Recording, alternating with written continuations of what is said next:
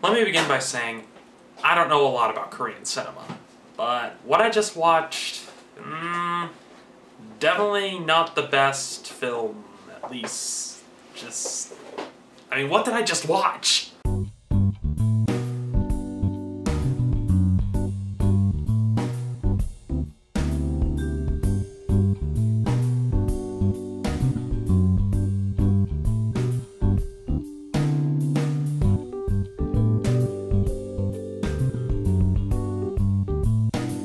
Last week we took a look at a Dragon Ball adaptation that was made in China, so this week we're taking a look at an adaptation made in South Korea 1 year prior. First off, there were no English subtitles, so I probably didn't understand a lot of what was going on in the later scenes, but I had an easier time understanding it since this film does recreate a lot of key scenes from the Dragon Ball series. And according to a lot of people, it's the most faithful compared to the other adaptations. And I just don't know. There's a reason they don't try to stay super faithful even in the animated Dragon Ball films, because there's a lot that goes on. I guess the best way to put it, this looks like it was made by a fan who just had a lot of money. They knew what they were doing, they knew how to make a film, it's just they probably blew their whole budget on the explosions and at the end of the film, as well as the wire work, that they forgot to hire a choreographer, as well as some decent sound editors, because half the time the audio was out of sync. I mean, I was gonna attribute the out of sync audio to something that happened when they were uploading it to YouTube, but thing is, some scenes have the audio in sync, some don't, so something's wrong. Story-wise, it does an okay job to a point, but the problem is, it gets the events right, but it doesn't do the characters any real justice.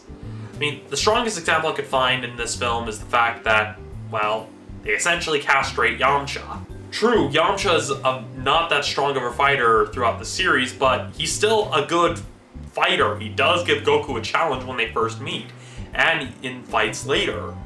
But in this film, they just made him look like some sort of clown who had no idea what he was doing. And, I mean, come on. Yamcha at least has a bit of degree of intimidation, and the choreography in this, very meh. They try to use like slow motion and some of the wire work to make it look impressive, but there's just not much to it. The degree and quality in the costumes, I mean, I've seen better costumes at an anime convention. I'm just saying. And one thing that really bothered me is the power pole. Thing is that they kept it short for reasons unknown. It's just, could they not give the kid a staff? You may as well just give him a staff that doesn't change size at all if you're not gonna have it change size at all. And again, I don't know much about Korean cinema. I don't know if there's any like legal thing regarding the depiction of weapons in cinema, which I know is an issue in a lot of other countries, but still. Wait, is that supposed to be a Saiyan? Okay. They kind of lost a few points on the story because they tried to put in a Saiyan, or at least have someone in the Saiyan battle armor, even though Goku's still a kid. I don't get what you people mean by this is the most faithful. I mean, it got some of the events right, but... Now granted, I don't understand Korean, so the dialogue may have been written well, but compared to watching The Magic Begins, this just feels like a real step down, even though it came first. Another thing I have to say about this film is that it got really boring at times. I actually found myself falling asleep during what was supposed to be some very important fight scenes. And one thing I can tell is that a lot of the jokes that they tried to keep, they didn't keep that well. And granted, they were trying to stay faithful to the characters, but everything just felt kind of meh. The thing is that there wasn't a lot of expression from a lot of the actors as well. And the thing is, the characters in Dragon Ball are very expressive characters. I mean, the only one you really saw some expression from was, well, Yamcha and occasionally Master Roshi. Just made the whole thing feel like this was just one minor annoyance and they just wanted to get the film over with. And so, basically, lackluster choreography, although they have decent effects. The story just dragged really long, and it just is not well edited. There are some pretty bad edits. Like, there's some needless jump cuts to change scenery.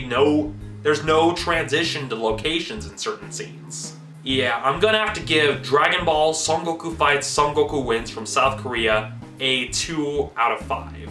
Thing is, I was wanting to like this film because you could tell they were trying really, really hard to be as faithful as possible, but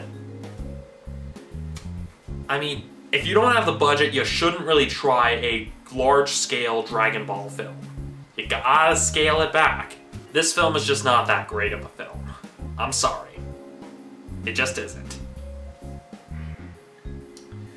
But at least a film like this will prepare me for what we've got in store next week. You all know what's coming next week. We all know what Dragon Ball film I'm looking at next. I guess it's a good thing I'm moderately disappointed now, so that the very disappointing things of that one won't hurt as much. I'll see you all next week.